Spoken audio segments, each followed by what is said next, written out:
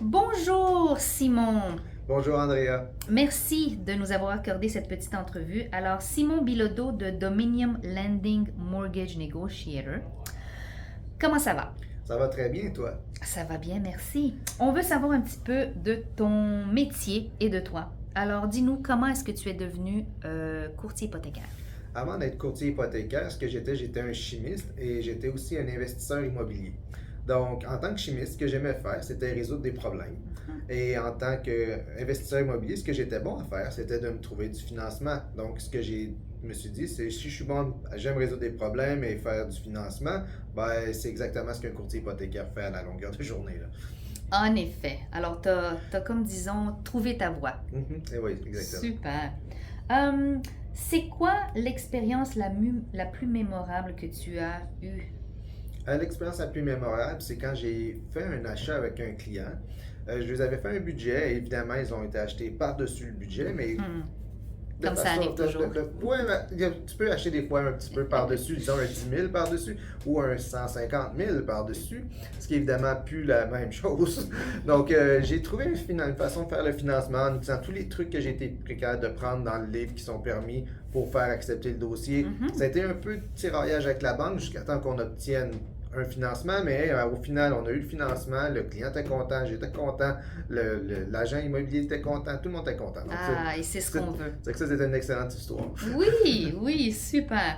Est-ce que tu as déjà eu des demandes étranges de tes clients? J'en ai eu quelques-unes.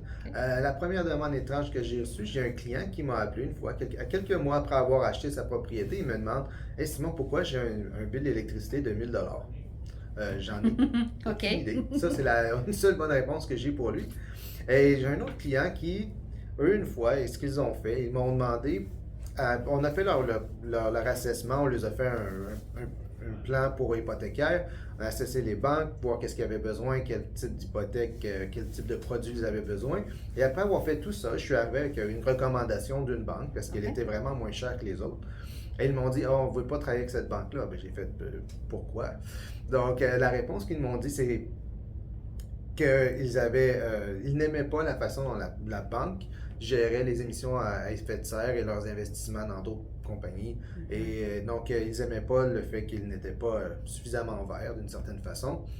Donc, je les ai dit, oui, mais vous savez que la prochaine banque qui s'applique pour vous coûte beaucoup plus cher. Ils m'ont dit, oui, je sais, mais je veux vraiment pas travailler avec eux, donc je vais payer plus cher pour mon hypothèque. J'ai fait, c'est votre hypothèque, donc on les a fait avec l'hypothèque la plus chère, mais le client était heureux parce qu'ils avaient fait pour eux ce qui était important. Donc, c'est ce qui est important, que le client soit heureux, n'est-ce pas? Exactement.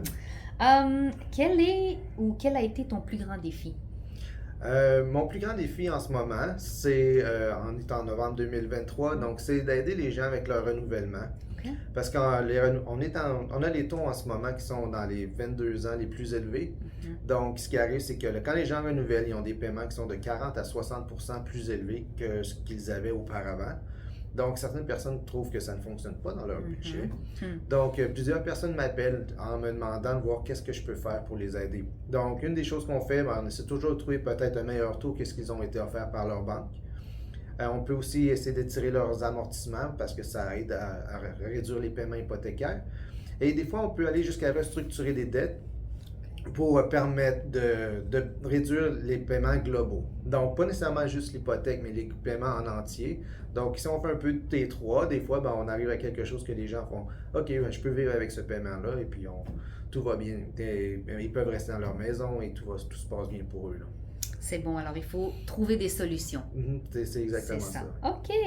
Dernière question qu'on veut savoir. Qu'est-ce que tu fais pour te relaxer, décrocher quand tu ne travailles pas? Donc, ce que j'aime faire pour me relaxer, c'est du vélo de montagne, de la marche en forêt, du kayak. Donc, ce que j'aime faire, c'est profiter de la nature de la Colombie-Britannique qui est superbe. Et effectivement, si on n'est pas une personne qui aime sortir, ça c'est pas super. Ben, merci beaucoup, Simon. Où est-ce qu'on peut te trouver? On peut me trouver sur mon site web à refinancebc.ca ou au téléphone à 604-828-9864. Super, merci, à très bientôt. Ça fait plaisir. Bonne journée.